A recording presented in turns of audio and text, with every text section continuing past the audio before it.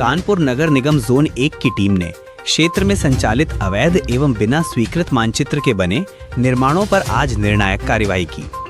निरीक्षण के दौरान कई भवनों में गलत विवरण, मानचित्र उल्लंघन, अतिरिक्त निर्माण, उपयोग परिवर्तन तथा कर अभिलेखों में गंभीर अनियमितताएं पाई गईं। निगम प्रशासन ने संबंधित संपत्ति स्वामियों को बार बार नोटिस जारी करते हुए आवश्यक दस्तावेजों के साथ निर्धारित समय पर जोन कार्यालय में उपस्थित होने का निर्देश दिया था।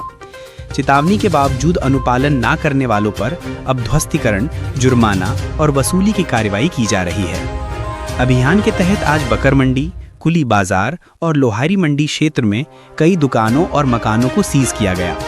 ये वे व्यापारी प्रतिष्ठान थे जिन पर लंबे समय से लाखों रुपए का टैक्स बकाया था। अधिकारियों द्वारा पिछले कई महीनों से नोटिस पर्चे चस्पाकर बार बार जागरूक किया जा रहा था, इसके बावजूद कर अदायगी नहीं की गई। अचानक हुई इस कार्रवाई से बाजार में हड़कंप मच गया। मौके पर कई दुकानदार अपनी लंबित राशि जमा कराने पहुंचे। जिन्होंने तत्काल कर जमा कर दिया, उनके दुकानों को सीज होने से रोक दिया गया। वहीं अब्दुल समी साहब की मस्जिद के कोषाध्यक्ष मोहम्मद इजहार सिद्दीकी ने कार्रवाई पर प्रतिक्रिया देते हुए कहा कि कार्रवाई एक हद तक सही है, क्योंकि निगम लगातार नोटिस देकर चेतावनी दे रहा था। वहीं मोहम्मद इजहार सिद्दीकी ने ऐसे मुश्किल समय में अधिकारियों को थोड़ा और समय देने की भी बात रखी, क्योंकि मार्केट में ज़्यादातर दुकानदार किराए की दुकानों पर व्यापार करते हैं, जिन्हें ये जानकारी तक नहीं थी कि जिन दुकानों में वे बैठे हैं उनमें लाखों का कर बकाया है। ऐसे लोगों को थोड़ा और समय दिया जा सकता था। सीज की पूरी कार्रवाई के दौरान नगर निगम अधिकारियों ने कहा कि पूरी कार्रवाई विधिक प्रक्रिया के तहत की जा रही है। हमने कई बार नोटिस देकर समय दिया, लेकिन बहुत से लोगों ने इसे हल्के में लिया।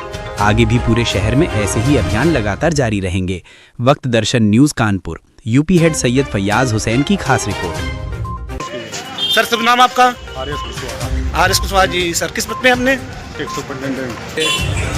ये जो ग्रेटर पर बाजार है जी, वो बहुत दिनों से बकाया चल रहा है। उनको जमा करने शुरू में जुलाई में बिल दिया गया, उसके बाद जमान नोटिस दिया गया। जमा होने के बाद नहीं जमा किया गया तो उसको हम प्रकाशन कर कई एक दुकानें सील की गई हैं, इनमें बताया जा रहा है। और फिर जमा करा यानी कि अगर जो जमा कर दे रहे हो 10% उनको खोल दी जा रही है, वरना अन्यथा कानूनी प्रक्रिया के हिसाब से दुकानें सील करी जा रही है। कुली बाजार के अंदर जो दुकानों को टैक्स को लेकर लगातार प्रक्रिया चल रही है सीलिंग की। आज हम देखने को मिला कई एक दुकानें सील की गई हैं। तो सर सबसे पहले आपका परिचय हो जाए एक बार। मैं मोहम्मद इजहार। आज जो प्रक्रिया चली है, इससे पहले नोटिस दी थी, नोटिस आई हुई थी, लगाया था, पेपर में गजट था, लोगों के समझात में था ये मामला। लेकिन यहाँ का मसला ये है, किसी का 2-2.5 लाख रुपए बिल है, किसी की छोटी दुकान है, गरीब लोग हैं, उनकी नफाई के हिसाब से उनका बिल बनाया जाए। बाकी के थोड़ी 2 लाख रुपए में 4 जगह डिवाइड कर दिया कि इतने जमा कर दें, बेचारे गरीब कहाँ से जमा करें। कई एक ऐसे दुकानदार भी हैं जो किराए पे दुकान जिन्होंने ले रखा है, जिनका लाखों का माल उसमें अभी भरा हुआ है। ऐसे में उनकी सीलिंग कहीं ना कहीं रोजगार वैसे ही टूटे में कमर तोड़ने वाली ये प्रक्रिया है। बिल्कुल कमर तोड़ने वाली प्रक्रिया है। कम से कम दुकानदारों को इतना टाइम देना चाहिए कि वो अपना सामान वगैरह निकालें या व्यवस्था कर लें, कुछ पैसे में ही जमा करके बाकी उनको टाइम दे दिया जाए, तो कम से कम आदमी का रोजगार तो बढ़ेगा। अच्छा, जिन दुकानों का हाउस टैक्स नहीं जमा है या जिनका लंबा हाउस टैक्स अभी रह गया है, तो क्या उनको इतनी मोहलत दी जा रही है कि आप कुछ पैसे अभी जमा कर दीजिए? यही बात तो नहीं हो पा रही है ना, वो पूरा पैसा पेमेंट जमा कर रहे हैं, पूरा पेमेंट एक साथ मांग रहे हैं। किसी के पास नहीं है तो 2 पार्ट में आप जमा कर रहे हो, उसको कम से कम इतनी को रियायत, कम से कम इतनी तो मोहलत दी जाए। लेकिन उनका कहना है कि जो दुकानें ये काफ़ी लंबे समय से टैक्स पे नहीं कर रही, हम बार बार अवेयरनेस कर रहे थे, इनको जागरूक करने थे।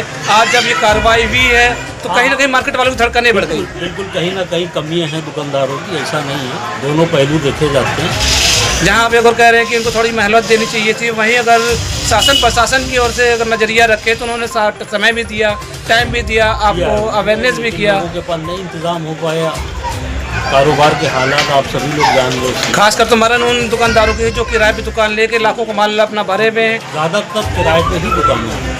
तो उनके लिए क्या आप कुछ कहना चाहेंगे ऐसी प्रक्रिया को लेकर? चाहेंगे कम से कम गवर्नमेंट जो है इनके साथ थोड़ी नरमी बरत के उनको कुछ टाइम दे दिया जाए, वार्निंग दे दी जाए, अपना इंतजाम करके जमा कर दें।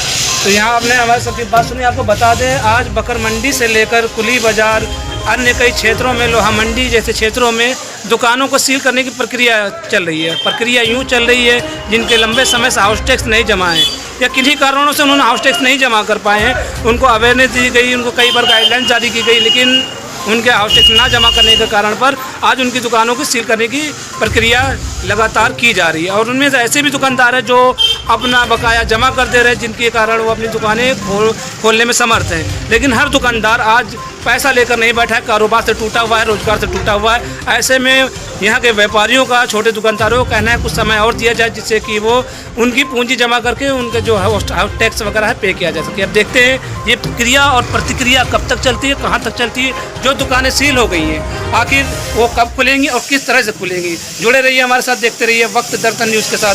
सैयद फैयाज हुसैन की खास रिपोर्ट।